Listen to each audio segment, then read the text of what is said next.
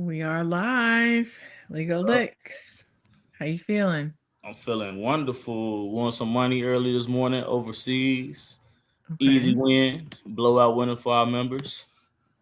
And yeah, it's lit. The EuroLeague playoffs is lit. Taylor and Fenerbahce move on to the Final Four. They play Olympiacos. Mhm. Kendrick Nunn is now in a 2-2 tie with Zalgiris. So I'm keeping Woo. my fingers crossed. They were up 2-0. Now they lost two in a row. Mm. We need that win because I want to go to Greece and watch the games, So that's what For I their want to do. next game, are they home or away? They are away. Oh, Yeah, yeah, that makes a difference because EuroLeague games are insane. yeah. They're away. So yeah, the EuroLeague being home or away is big because the fans are insane. And when I say insane, I mean insane. So yeah, they got to win the next game or they go home. So it's win or go home. I will definitely be watching that game. That will be high energy, high everything. It's gonna be a really Mm. good game. I really want to see because if it lines up like this, if they both win and then they both win the next round, it's gonna be Kendrick Nunn versus Taylor in the championship for EuroLeague. You can't get no better Mhm. than that. You can't write the script no better than that. The Chicago kids get to play each other in the EuroLeague final. Like you can't write the script no better than that at all. So I would love for that to happen. That would be beautiful. So we need it And to in happen. the event that does happen, we don't care about the winner, right? As long as Nah, since one of it's them it's, got it. it's neutral. It's neutral. Okay. Well, welcome back, everyone who joined in, tuned in. We appreciate you guys rocking with us every day. Today is the first day of WNBA. So exciting. There's 3 games today. A lot of action, but today we're going to keep it strictly NBA for the most part. So, Dallas, let's dive in and do some recaps of game twos. We have the Cavaliers Pistons and then the Lakers Thunder. We can start with the Cleveland Cavaliers versus Detroit Pistons. Final score was 97 to 107. Detroit is up 0-2 or 2-0. Yeah. What you thinking? Cleveland in trouble. I hate to say it. I like Cleveland. They in trouble. They losing the games themselves though. I Mhm. mean Detroit's beating them, but they're not all the way beating them. Cleveland probably should have won the game yesterday, and they should have won the first game. Honestly, just yeah, it's not working out for them. Cade had a masterclass yesterday. They attacked James Harden off the dribble all night long. James Harden looks like a 40-year-old man attacking James Harden Ooh. again, attacking James Harden again, attacking James Harden again. I mean, that's just what it is. They got a duck out there. Here he is on the island. We see you, James. Watch how quick he blow. It's no resistance. Like James Harden, man. It's bad. It's That's bad. And if it's not bad. Harden, it's Struce. And Tobias is just he got 7 straight 20-point games.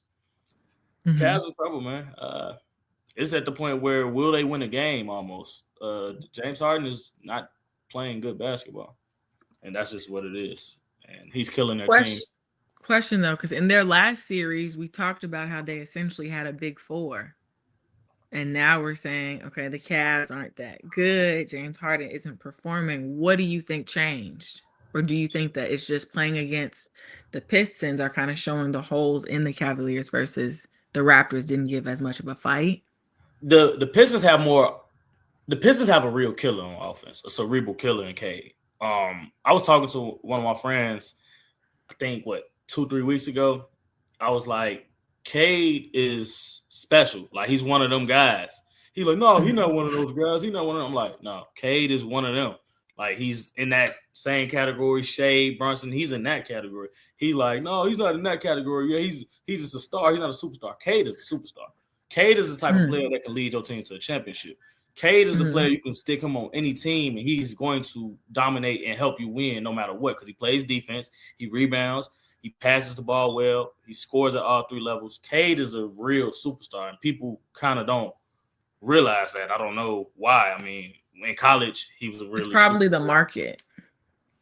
that adds into it. If Luka goes to Los Angeles, whoa, you're in LA and it's Hollywood and so much coverage. Or, if you're on the Knicks in Madison Square Garden, that's different than playing in Detroit, realistically. So it's just a smaller market. No, for sure. But he's a superstar. Pistons are playing phenomenal. But at the end of the day, all they did was what they were supposed to do. They won the first 2 games at home. That's what you're supposed to do. You're supposed to protect your home court. The series doesn't start until someone loses on their home court. That's what they always say. So this series hasn't started yet, technically. James Harden has to play better, though. He's looking really bad out there. He's hurting the Cavs more than he's helping the Cavs. It's like he has on the Pistons jersey. Oh. Yeah. So if you were the Cleveland Cavaliers coach, do you think you would lean into maybe limiting his minutes a little bit? I don't know if you can do that with a player like James. Just because he's James Harden. It's like even they had a chance to still win the game here, and like it's just bad. It's really bad. He can't get past anyone. He turns the ball over in a clutch moment again. He also had remember we talked about it yesterday that James Harden had 29 games in playoffs with more turnovers than field goals. Yesterday made 30. He had 4 turnovers and only 3 made field goals yesterday. And he was also a minus 15 plus minus. He had the highest plus minus. The worst plus minus out of everyone on the Cleveland Cavaliers. He was minus 15. And that's just terrible. You can't win basketball games with one of your best players being minus 15. That's basically saying basically saying that he hurt them. They were better when he was not on the floor at all times. They were better with Schroeder on the floor, with Jalen Tyson, and then these other players, they were a better team. James Harden turned the ball over a lot, didn't score the ball, shot bad shots. And the thing about the Pistons is that when you shoot a bad shot against the Pistons, it's equivalent to a turnover. It's the same thing as a turnover because they get out and run so fast. Cade is pushing the break. He's shooting terrible shots, and he can't guard nobody. He's like a cone on defense. So it's really bad. He's just not athletic enough. It's bad. It's real bad. And it's clear as day. So question for you, because we have talked about, obviously, the banner on the screen is Harden washed, but he's not the only important or key player on that team. So you have James Harden, but you also have Donovan Mitchell, you have Jared Allen, and Evan Mobley. I have a question for you, but I want to play this clip really quick of something that Paul Pierce said. And I want to see if you disagree or agree on what he said about Evan Mobley. Okay. You can play it. Look at the stat sheet and I see Evan Mobley. When I watch the game, it's either he don't like basketball or he don't like playing for Cleveland. I'll say it's the second. He just don't. Because for the simple fact he's an all-star, he's been an all-star defensive player of the year. For me to look up and see he got 36 minutes, you're not getting the ball. Go get it. You 7 feet, 1 rebound. That's just rebounding is a effort stat. It's inexcusable. Like it's a will mindset stat. And if you don't have the will or the mindset in the playoffs in 36 minutes to have any kind of will to get more than 1 rebound when you primarily play in the paint, it says so much without saying anything. Mm-hmm. So my question for you, because we just talked about James Harden and his turnovers, but in the last game, Evan Mobley played 36 minutes and he had 1 rebound. And you're big. What do you think about that? That's pretty inexcusable in the playoffs as an all-star. Defensive player of the year. You got to rebound the ball. That's another thing that the Cavaliers got killed on yesterday. Second chance points. Let me see exactly how many Detroit had. I just remember time after time after time in clutch moments that the Cavaliers would play excellent defense and then not get the rebound. Just literally, Jalen Duren got the offensive rebound. Let's see how many offensive rebounds they had.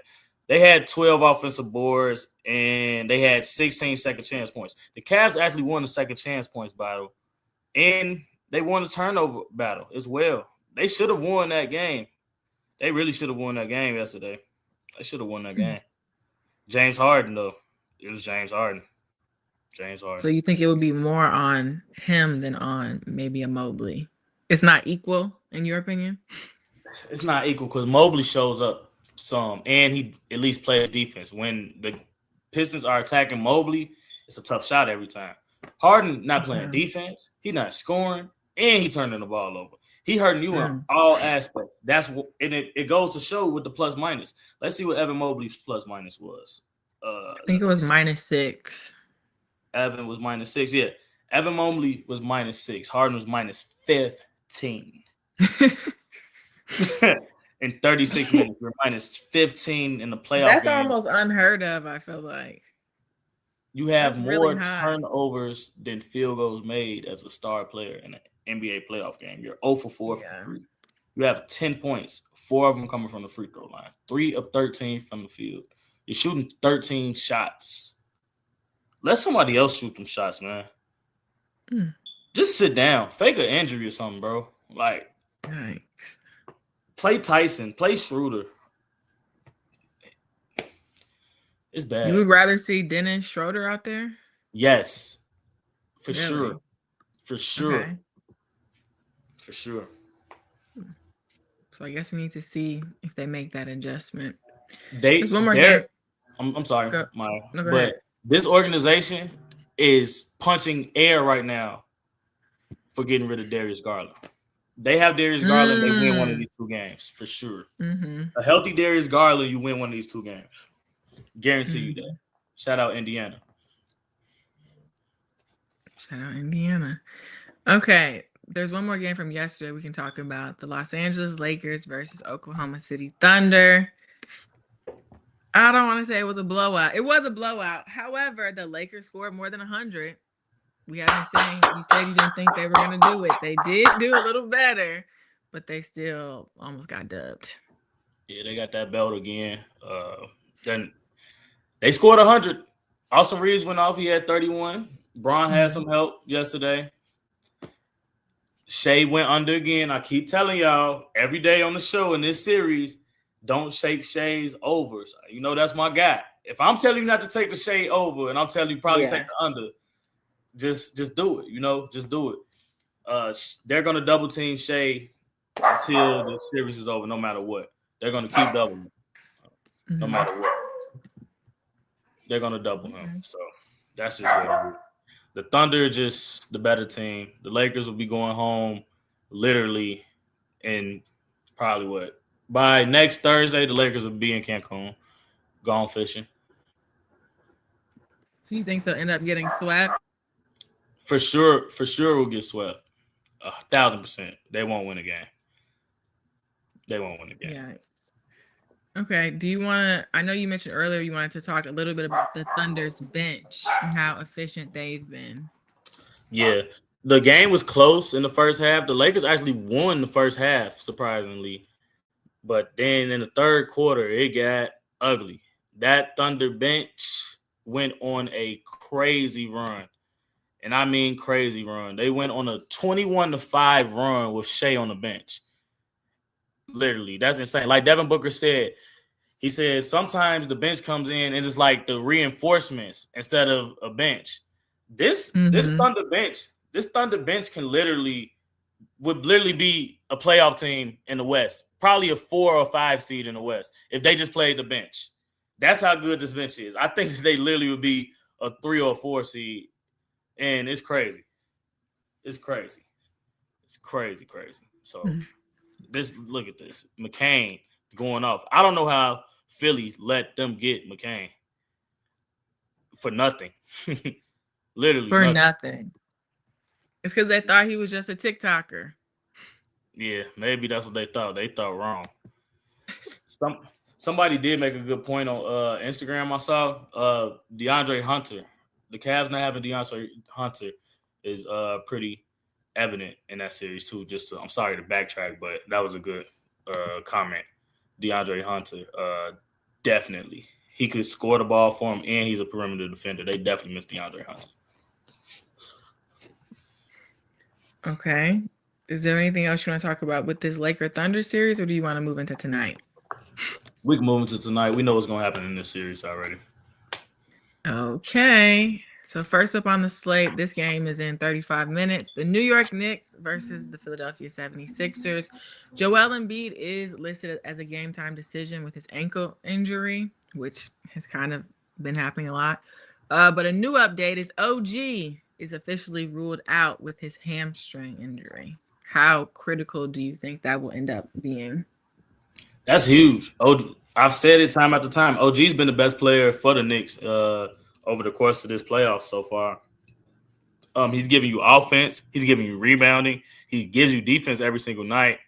I think this makes a big difference in this series. I think the Philly will actually have a chance to come back in this series if he doesn't come back for multiple games. The Knicks are kind of clicking on all cylinders. I do feel like they have some players that can step up. Will they step up, especially on the road? I can't say that for sure. Look for a big night from Jalen Brunson, but you're missing a lot from OG. Look at that block shot there starting to break. The three-point shooting of OG, the floor spacing. Then he's attacking the rim. He's going to get on your rim. It's very tough. This is a really good player, and he has a championship already. This is a championship player, a player that has a ring, so that experience as well. And now your bench is shortened. You got to play guys like Shaman. You're gonna have to play other guys. So it's very interesting to see what's gonna happen tonight. I do want to see Joel out there for Philly. I mean, the line reflects that Joel's probably going to play. The line reflects how much of difference OG makes. The game was a pick'em early this morning. Now it's moved to -3.5, and they haven't even announced that Joel's going to be playing yet. So the Philadelphia is now a 3.5-point favorite. And by the time they say Joel is officially in, it's probably going to move to 4.5, 5.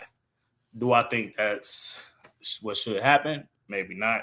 I would probably look at taking the Knicks after that. But, yeah, this is going to be an interesting game. This is a big game for Philly. That crowd's going to be crazy.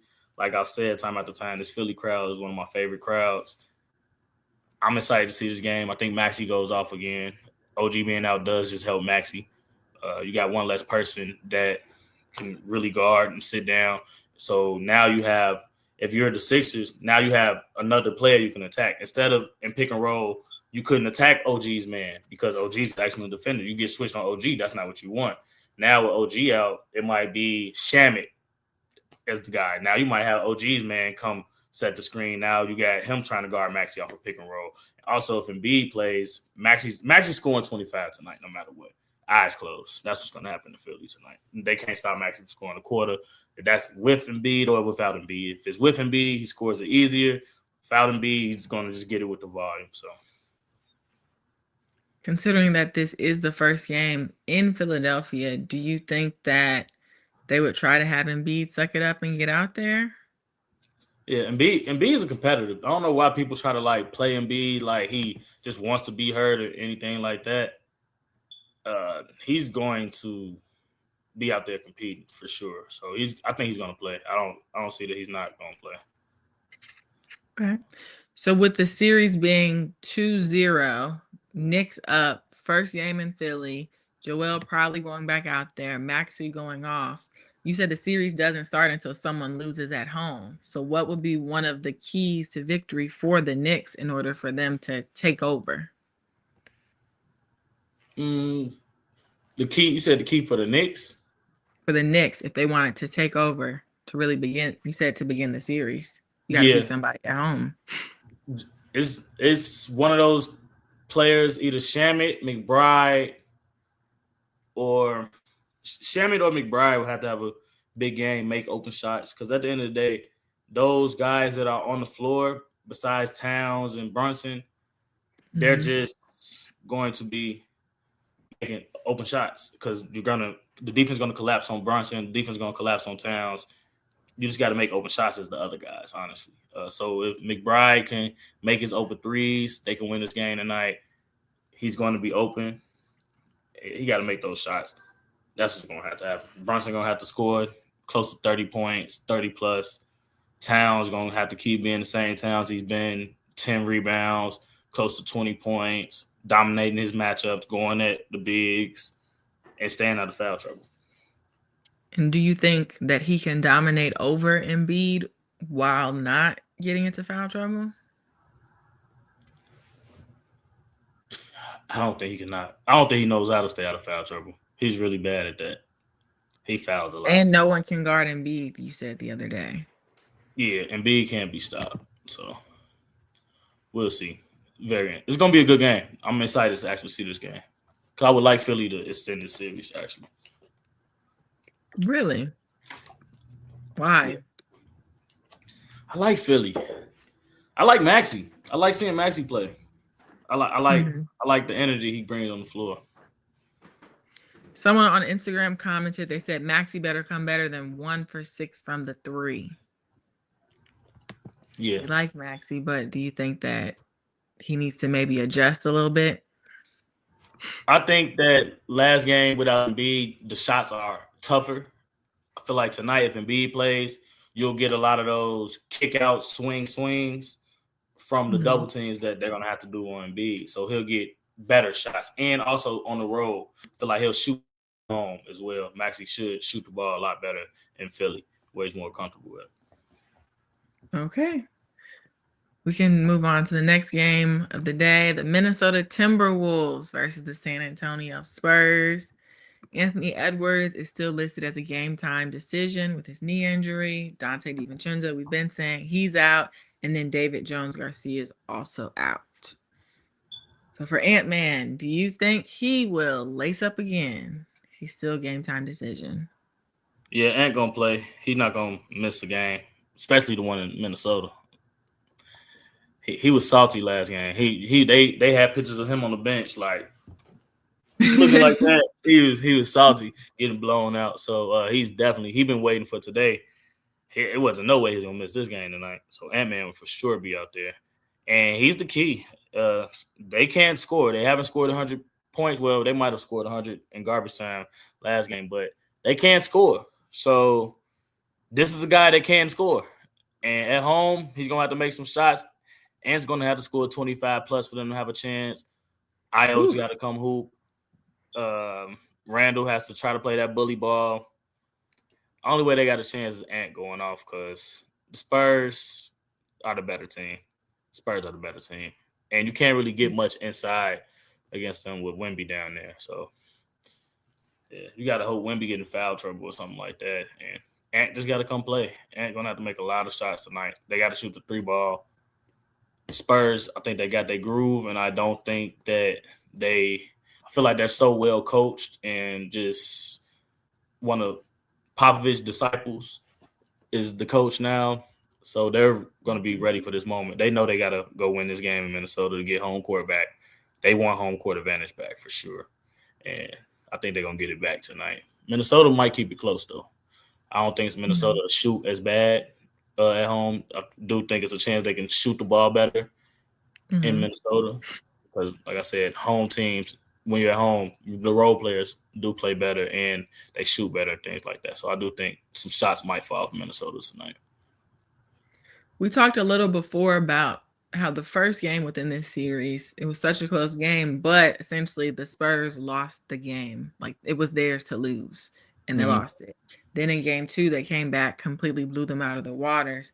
Now, since it is game 3 and they've switched venues, who do you think outside of the obvious Victor Wembanyama, De'Aaron Fox, who else needs to have a big game to allow them to continue to really show up and show out? I think the bench guys, like Harper, if Harper could show up on the road, that'll be big for the Spurs. Dylan Harper's giving them pretty good minutes all playoffs, honestly, scoring double digits. And Keldon Johnson, 6th man of the year, of course. I think both of those guys are essential.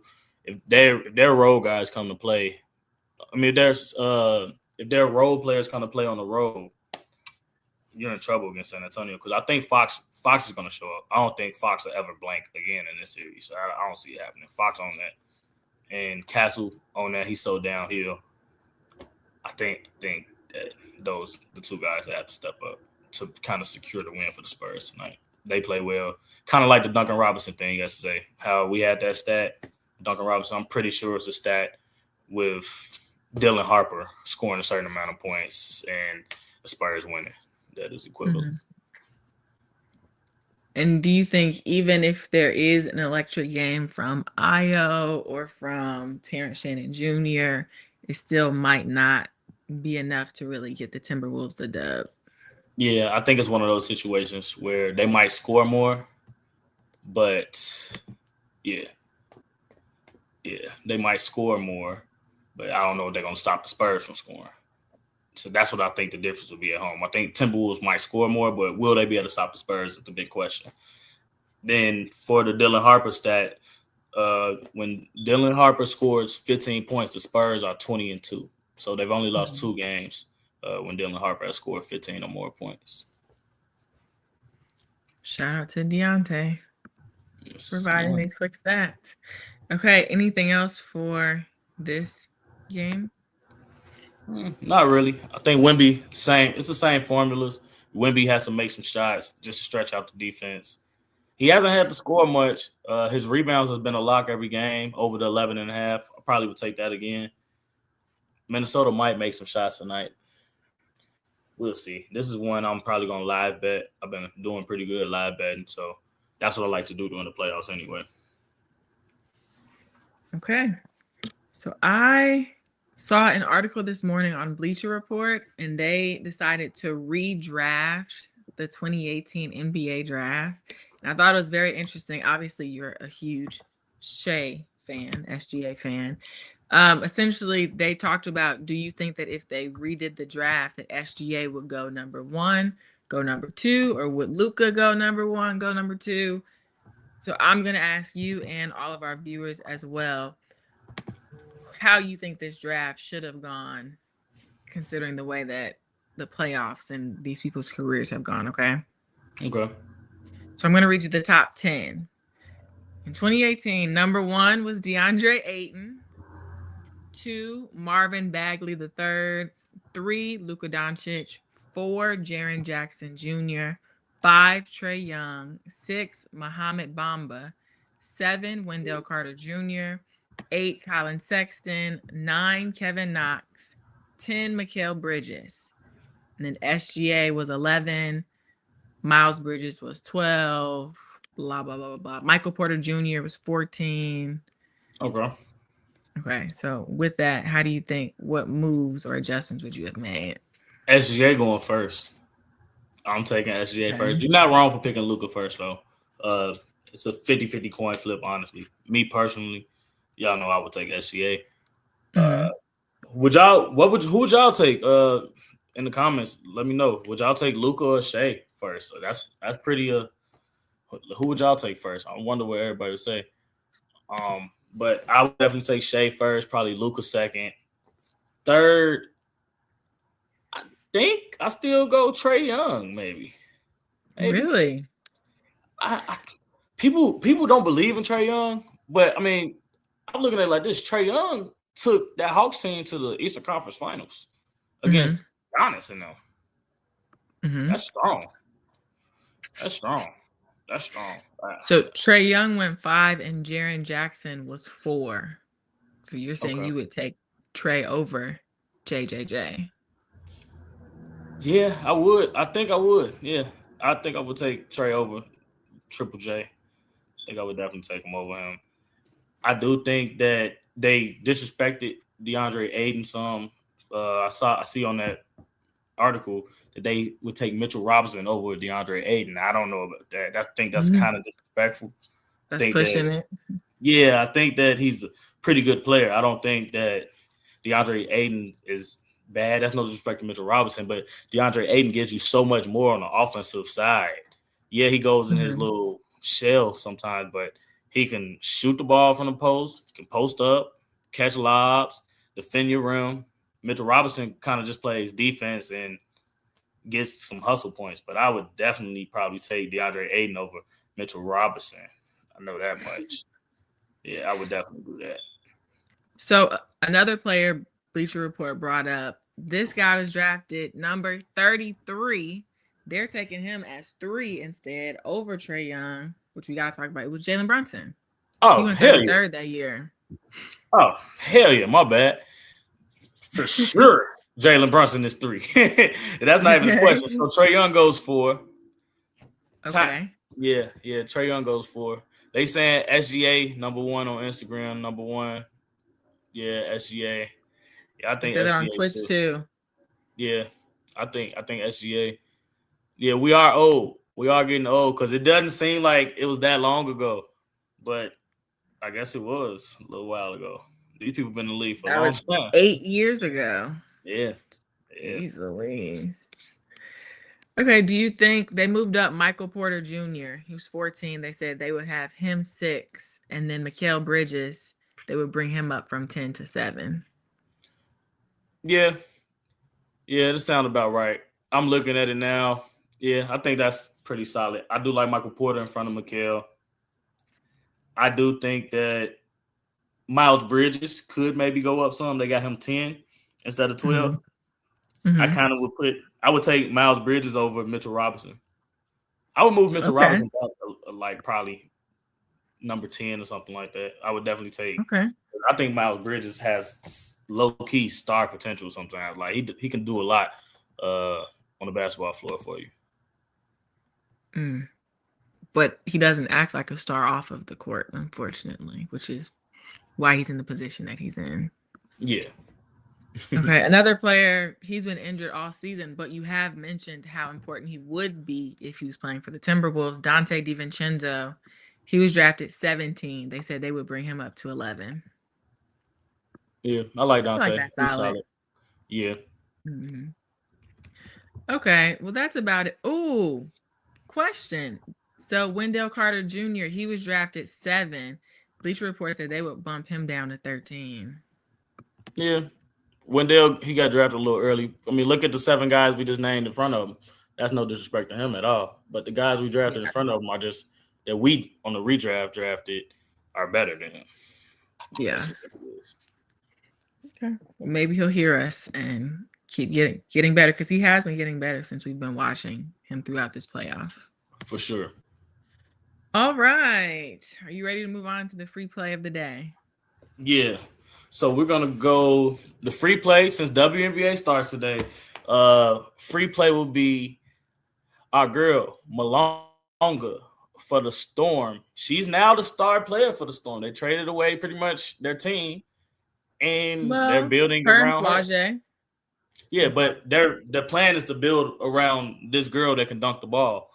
And Flage. She's pretty big. I think she gets 8.5 rebounds, so that's 9 boards. I really think she gets a double-double. That's like plus money. I feel like it's a solid play. If you want to be safer, you can take her at 8 rebounds and parlay it with something that you love. I think she gets it easy. We rode with her down the stretch of the playoffs last year. They had her double-double at like plus 650 for like the first 3 games of the playoffs off the bench, and we made so much money off of that because it made no sense. The first game, it was like plus 1,000 for her to get a double-double.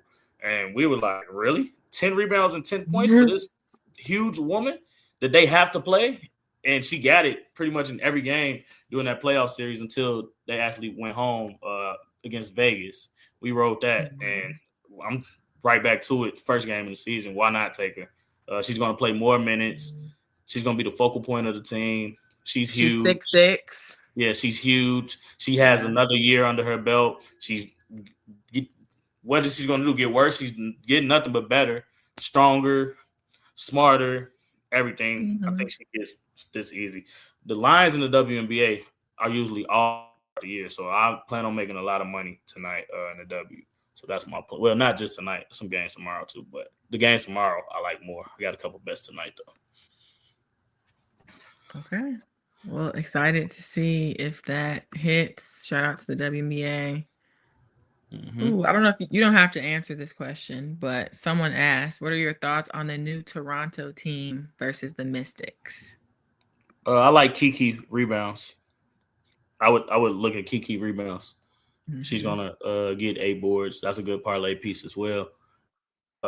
As far as the system play though today, let's see what they got. I don't know if I really like it. The system play yesterday hit Jalen Williams over 3.5. He ended up with 7. The top system play today is Mikal Bridges under 14.5 points. I don't know. But that's what it is. So I'm just telling it to y'all. They think he only scores 10. But you're saying tread with caution on that. I don't know. Mikal Bridges has been scoring, but now everything changes because now he's going to be pretty much the third option. Now that OG's out, it's going to go Brunson, Cat, Mikal. So now it's going to be a little bit more attention on him. And now he's not at home. He's going to be on the road. So they like it. They think he scored 10. They got him under 14.5. I'll give you the other one that they have on here. They have Jordan Clarkson over 1.5 rebounds. They think he gets about 3.25 rebounds. So and Clarkson's been rebounding pretty well, and he'll get more minutes tonight. I think that's the guy that they throw in the rotation more because he's been playing pretty good defense as well. It's kind of he rebranded himself, plays defense instead of just score the ball now. Mm-hmm. I think he gets the minutes. He probably get 2 boards. Philly shoots a lot of threes and things like that. And Joel being out there, he is officially playing now. Joel being out there brings the big away from the rim, so the smaller guys gets a chance to get some boards and things like that. Okay, well, we will see if they know what they're talking about.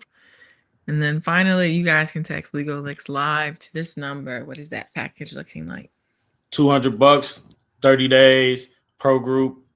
We got a big weekend ahead. UFC, boxing, tennis, soccer, hockey, everything. WNBA kickoff is, I promise you, there's no better time to be signed up than the start of WNBA. The lines are off. It's plenty of money to be made. And y'all will see. You follow me on Instagram, you'll see what happens this weekend with the WNBA. You'll see. Starting tonight. Okay, perfect. Thank you guys for watching. If you are on YouTube and Twitch, please subscribe. Instagram, thank you guys for hopping on and keeping the comments popping. We will see you guys tomorrow. All right.